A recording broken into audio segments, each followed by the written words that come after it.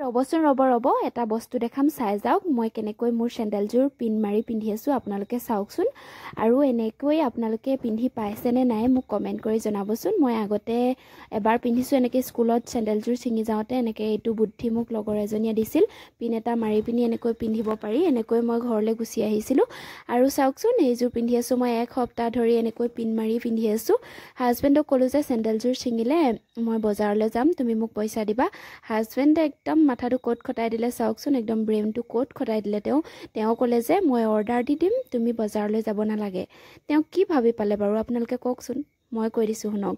তেওঁ ভাবিলে যে এই বজাৰলৈ গ'লে অকল চেণ্ডেলযোৰ মানে লৈয়ে নেৰে আৰু কিবা কিবি ল'ব, এনেকৈ বুলি ভাবিলে। গতিকে বুলিব অৰ্ডাৰ দি দিম বুলি কোৱাই ভাল, এনেকৈ বুলি ভাবি আৰু তেনেকৈ ক'লে। মই কৈছোঁ অৰ্ডাৰ দি দিয়া বস্তু মোক নালাগে, মই নিজে পচন্দ কৰি আনিম এনেকৈ বুলি কৈছোঁ।